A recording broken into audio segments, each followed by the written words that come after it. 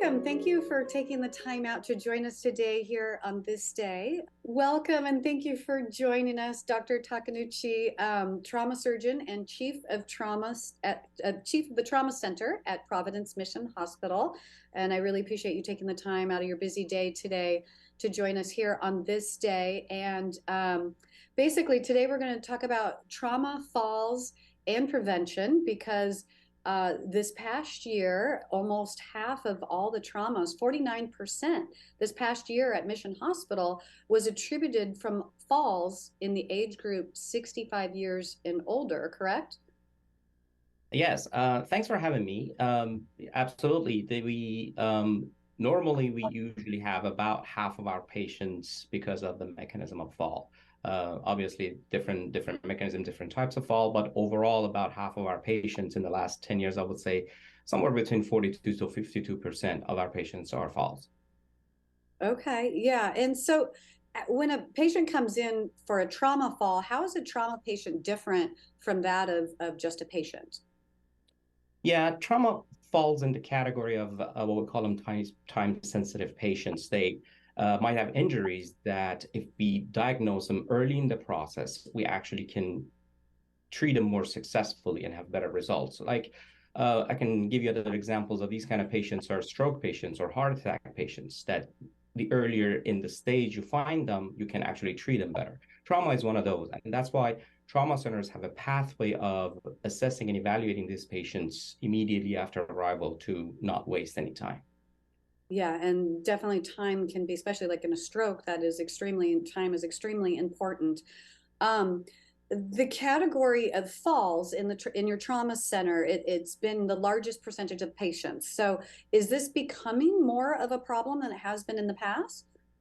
So it's been even at a national level has had an increasing pace in the last decade. And our hospital is not an exception. In general, as you mentioned, half of our patients are falls. Last year, we had close to 2,000 patients come into our hospital with this mechanism. So we can see it's very significant. Yeah, and is there any specific connection made in the falls that you're seeing?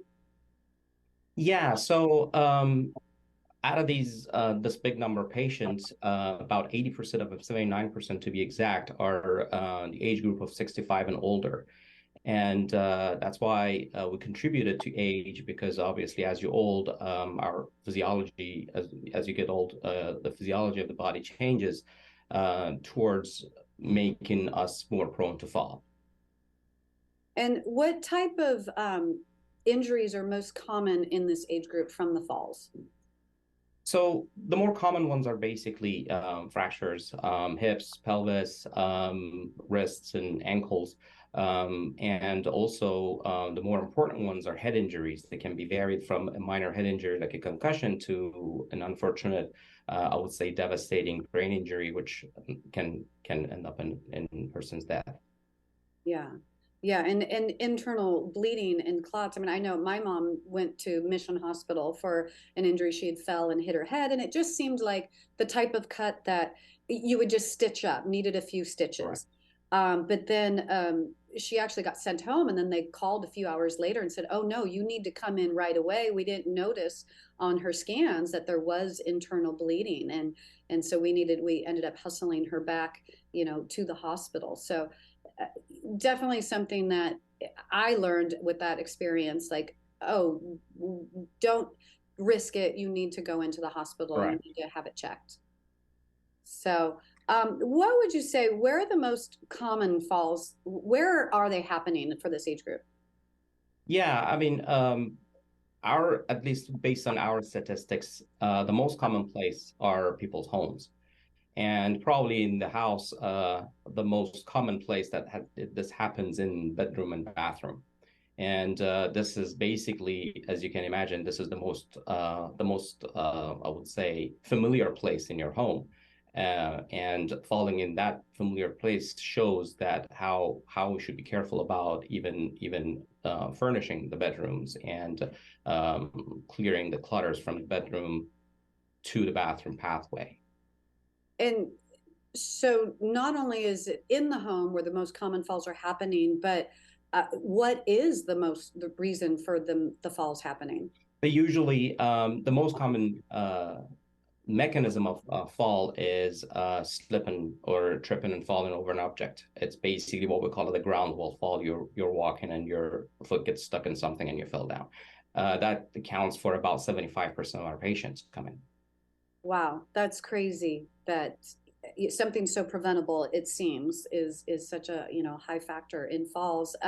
What can people do to help prevent, from falling? Yeah, fortunately, there are a lot of things we can do to hopefully avoid those. Probably one of the most important things is that frequent assessment, either self-assessment or assessment by a doctor or your primary care physician.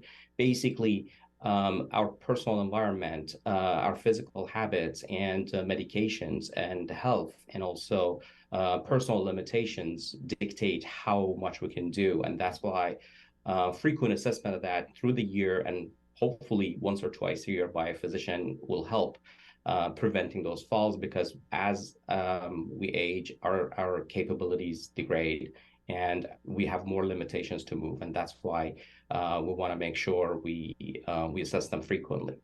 Another thing is basically, as I said, our environment. We need to look around us. The most common place is the bedroom.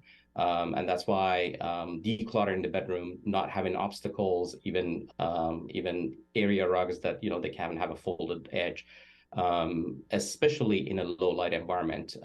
Probably the more common time that it's happened at home is when a person gets up in the middle of the night, wants to go to the bathroom, and then trip and fall over something because it's dark. Lighting is really important. If a lot of times people don't want to disturb the person sleeping next to them and don't turn on the lights, and this happens. So there are basically motion sensor lights that you can put them on the low. We call them path lights. It just basically lights up your pathway to the bathroom, and you can actually have a better vision and keeping your muscles I would say fresh. Try to have a mild, safe activity every day. Muscle is one of those organs in the body that we say use it or lose it. If you don't use our muscles, we're going to lose our muscle mass at any age. And of course, as we mature, it's going to get more and more. Yeah, definitely makes sense. And I actually had found at one time we had a LED lights that we put underneath the bed and it was motion censored. So every time you got up to, Correct. in the middle of the night, yeah, I know I've experienced that myself, not wanting to, wake up my spouse, wake up my husband. Right. But let's see. Also, one of the, personal limitations as you get older, our brains, we still think, oh, I can still do that double cartwheel I did when I was back in high school, right? I Yeah. mean, is that a Our, big problem that people just think they can do more than absolutely. they can do? Absolutely. Our body changes drastically over time.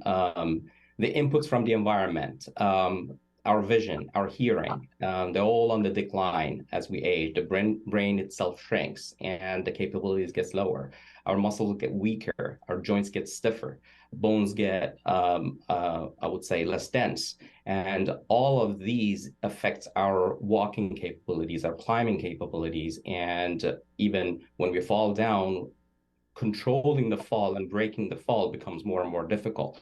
That's why at a younger age, when we fall, we usually guard our head with arms. And usually we sustain minor injuries like wrist fracture as opposed to a head injury, as opposed to in the elder age, because you can't really protect your head. You hit your head to the ground, and that causes the head injury. Yeah. And what about medications? Do those affect, or I'm sure they affect balance as well? Absolutely.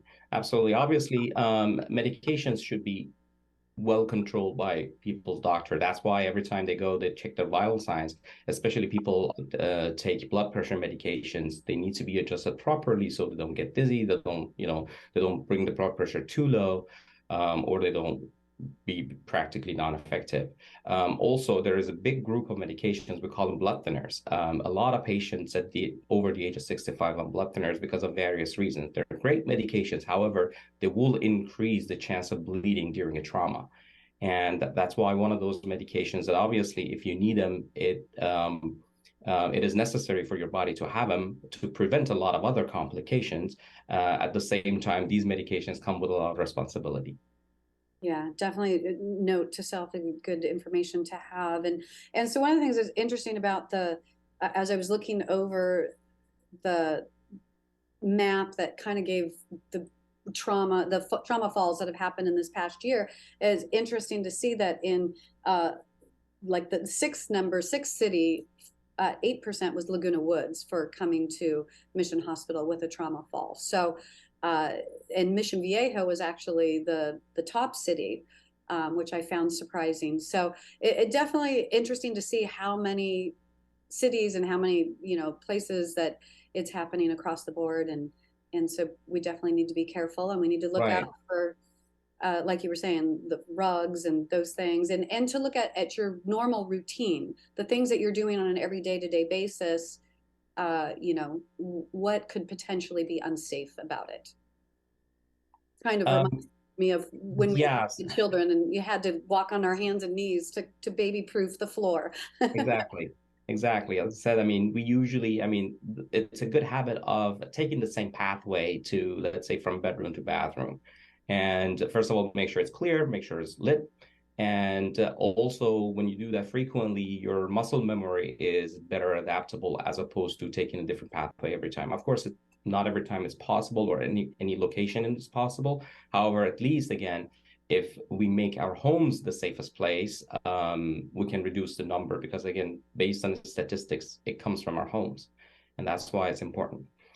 In terms of the cities, of course, the distribution of traumas does depend on population. Mission Viejo being a bigger city than Laguna Woods, that contributes to it, and that's why the numbers might not really, might look a little surprising. At the same time, it goes with a lot of other factors.